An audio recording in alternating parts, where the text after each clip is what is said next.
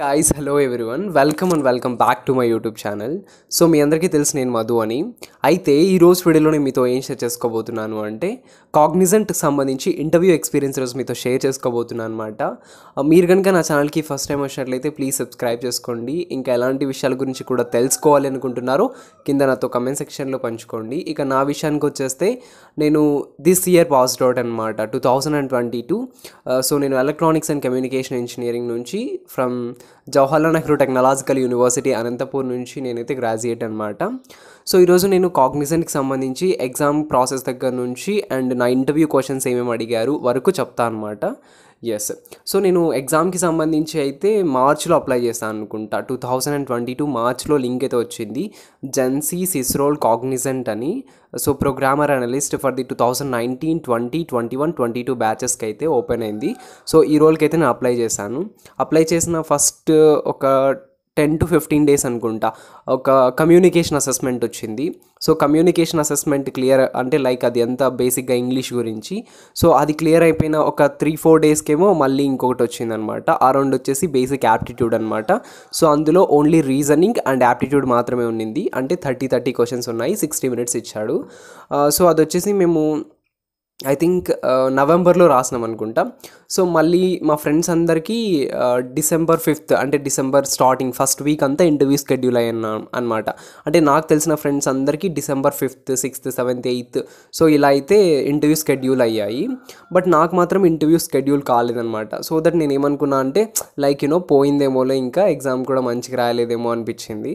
So సర్లే అని వదిలేసినాను. మళ్ళీ నాకు December 27th ఇంటర్వ్యూ అయితే షెడ్యూల్ చేశారు కాగ్నిజెంట్కి సంబంధించి.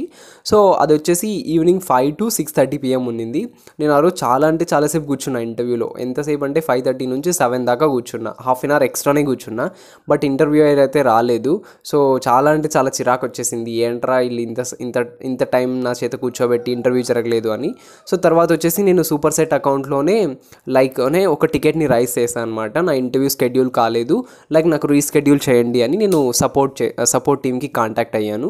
తర్వాత వాళ్ళు నాకు నెక్స్ట్ డే వచ్చేసి కాగ్నిజెంట్కి సంబంధించి ఒక సపోర్ట్ మెయిల్ పంపించారు, ఒక సర్వే మెయిల్ పంపించారు.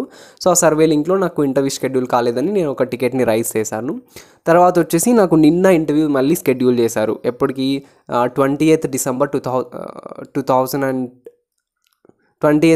2022కి షెడ్యూల్ చేశారు. సో ఇంతకుముందు డేట్ ఏదైతే ఉందో అది నవంబర్ మంత్ అనమాట. Sorry for the inconvenience.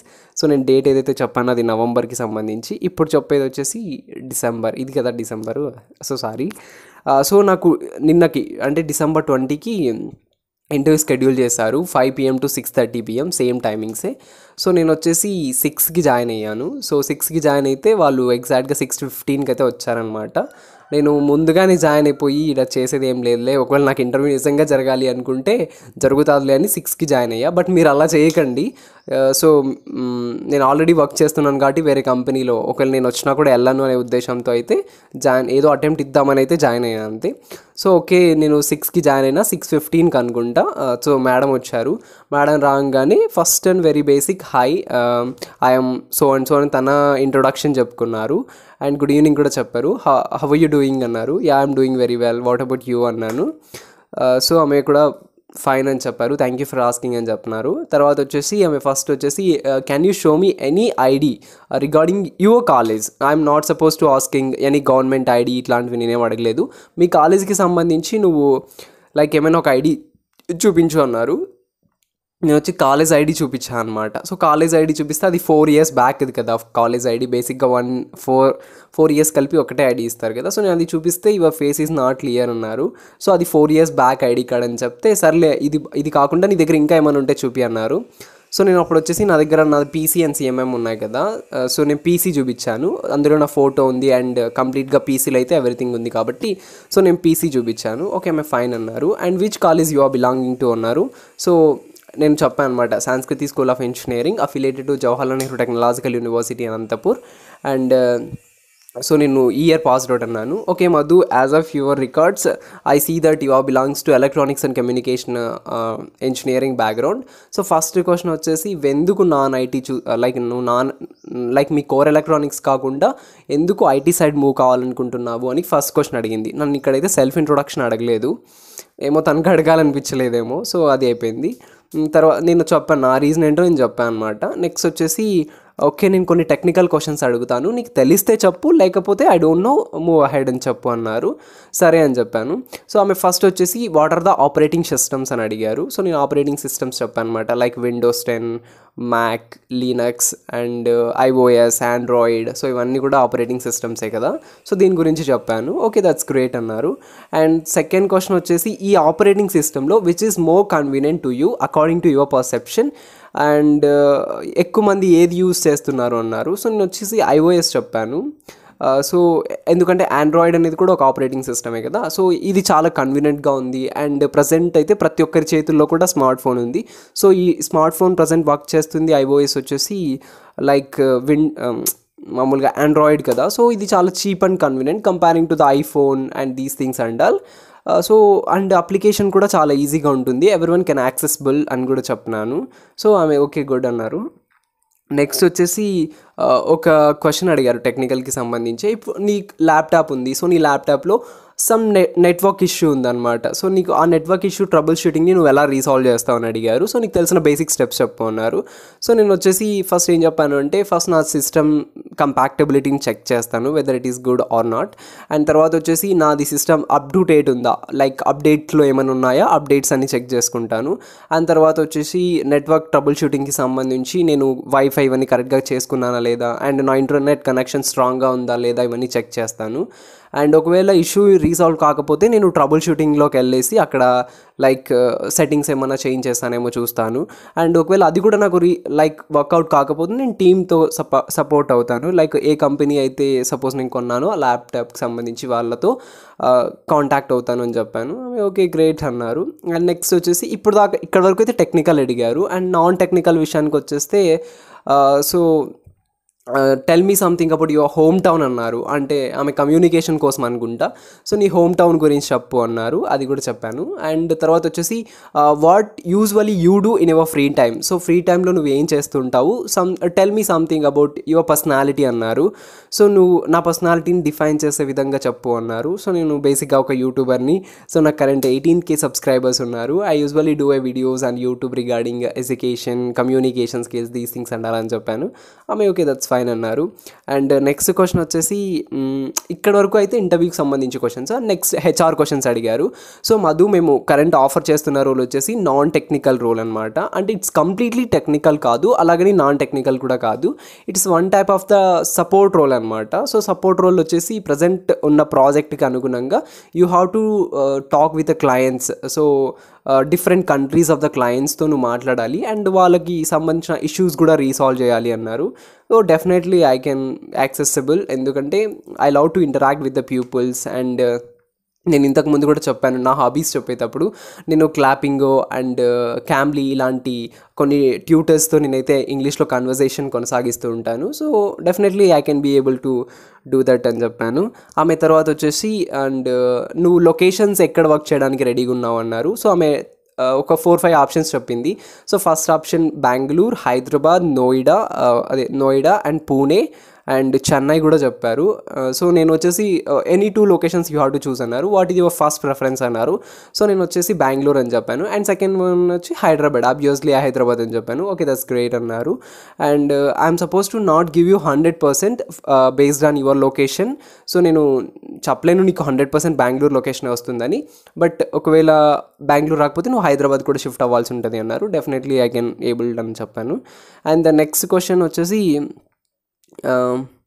Yes నువ్వు 24/7 రొటేషనల్ షిఫ్ట్స్ వర్క్ చేయడానికి రెడీగా ఉన్నావా అన్నారు. ఎస్ ఐ కెన్ అన్నాను. అండ్ యా ఐ థింక్ ఇక్కడి వరకే ఇంతే జరిగింది. మ్యాక్సిమం ఇవి క్వశ్చన్సే అడిగారు, ఇంకా నన్ను ఇంతకు మించి ఏం అడగలేదు.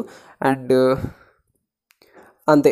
నెక్స్ట్ వచ్చేసి సో ఇంకా నువ్వేమైనా క్వశ్చన్లు అడగాలి అనుకుంటున్నావా అన్నారు. ఎస్ నేను 3 క్వశ్చన్స్ అడిగాను అనమాట. సో ఫస్ట్ క్వశ్చన్ వచ్చేసి సో మేము ఇప్పుడు లైక్ సపోర్ట్ రోల్స్లోనే ఉంటామా లేకపోతే సమ్ అదర్ రోల్స్ కూడా షిఫ్ట్ చేస్తారా అంటే according to projects yes we can shift us some other roles to అన్నారు. ఓకే అన్నాను. తర్వాత వచ్చేసి సో శాలరీ గురించి అడిగాను. So what are the salary that you are offering for this role అంటే అవి నేను ఆఫర్ లెటర్ రిలీజ్ చేసినాక like if you are get offer letter అక్కడ నీ హెచ్ఆర్తో నువ్వు డిస్కస్ చేయొచ్చు ఒకవేళ నువ్వు సెలెక్ట్ అయితే అన్నారు. ఎస్ అని చెప్పాను. అండ్ థర్డ్ క్వశ్చన్ వచ్చేసి మీరు ఎన్ని రోజుల నుంచి కాగ్నిజెంట్లో వర్క్ చేస్తున్నారు అండ్ మీ ఎక్స్పీరియన్స్ ఎలా ఉంది అంటే ఆమె యాజ్ ఆఫ్ నౌ నాది కాగ్నిజెంటే ఫస్ట్ కంపెనీ కాదు. సో నేను కాగ్నిజెంట్లో ఇప్పుడు దాకా కంపెనీలోకి అయితే వెళ్ళలేదు. As of now it is a work from home due to pandemic అప్పటి నుంచి నేను ఇప్పుడు కూడా ఈరోజు కూడా ఇంట్లో నుంచే నేను ఇంటర్వ్యూ చేస్తున్నాను. The interaction with the peoples and everything seems to be very cool and ఇక్కడ చాలా అంటే చాలా మంది నేను నేర్చుకుంటున్నాను. Yes it is good company అన్నారు. అండ్ ఇంకో క్వశ్చన్ అడిగారు మర్చిపోయా, అది వచ్చేసి down the line after 5 years or 3 years నీ పొజిషన్ నువ్వు ఎక్కడ చూడాలనుకుంటున్నావు అన్నారు. సో దీనికి వచ్చేసి కొంచెం నేను తెలివిగా ఆన్సర్ చేశాను అని చెప్పచ్చు. సో నేను వచ్చేసి ఏం చెప్పాను అంటే నాకు after the 5 years or 10 years later నేను నా పొజిషన్ని ఎప్పుడు ఎక్స్పెక్ట్ చేయను. Just I want to enhance my knowledge, I want to improve my knowledge. So నేను నాలెడ్జ్ని పెంచుకోవాలి, తెలిసిన వ్యక్తుల దగ్గర నుంచి విషయాలు తెలుసుకోవాలి, నేను ఏదైతే వీక్గా ఉన్నానో అవన్నీ బాగా నేర్చుకొని నా నాలెడ్జ్ ఏదైతే అప్లికేబుల్ అవుతుందో ఒక పొజిషన్కి, if I'm suppose to applicable my position to manager then I will be work there.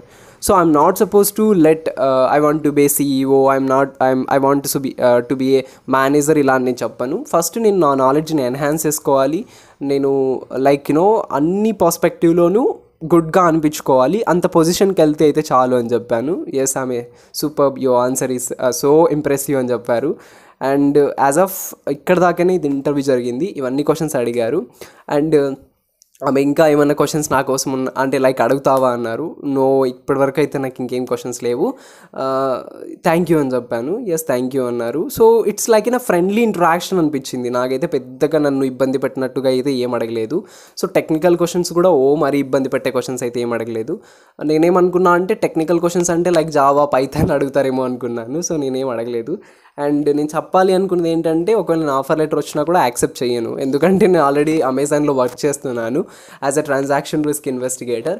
So ఇప్పుడు ఈ నువ్వు ఆల్రెడీ వర్క్ చేస్తున్నావు, మరి ఎందుకు ఇంటర్వ్యూకి అటెండ్ అయ్యావని మీరు అడుగుతారు ఖచ్చితంగా, నాకు తెలుసు, ఎందుకంటే మీరు హైలీ టాలెంటెడ్ పీపుల్స్ అనమాట. సో నేను ఎందుకు అటెండ్ అయ్యాను అంటే జస్ట్ ఒక ఎక్స్పీరియన్స్ పర్పస్ కోసం అటెండ్ అయ్యాను. If it in case I will get the offer letter, definitely నేను యాక్సెప్ట్ చేయను ఆఫర్ లెటర్ని, నేను డిక్లైనే చేస్తాను. సో దట్ నా ఆఫర్ ఇంకొకరికి ఇస్తారనమాట. నేను ఆఫర్ లెటర్ యాక్సెప్ట్ చేసి పోకపోతే అప్పుడు అది ప్రాబ్లం. నేను అసలు ఆఫర్నే యాక్సెప్ట్ చేయను అట్లాంటప్పుడు ఇంకా. సో ప్రాబ్లం అయితే ఏముండదు mostly. Just for only interview sake of and experience కోసం అయితే వెళ్ళానంతే, ఇంతకు మించి ఏం లేదు. అండ్ నేను కరెంట్ అమెజాన్లో వర్క్ చేస్తున్నాను, సో నాకు ఎలాంటి జాబ్ కూడా అవసరం లేదు. This is all about today's video. If you have any other doubts so let me know in the comment section below. అలాగే మీరు నన్ను ఫాలో అవ్వాలి అనుకుంటే ఇన్స్టాగ్రామ్లో కూడా ఫాలో అవ్వచ్చు. And don't forget to subscribe my channel. Thank you.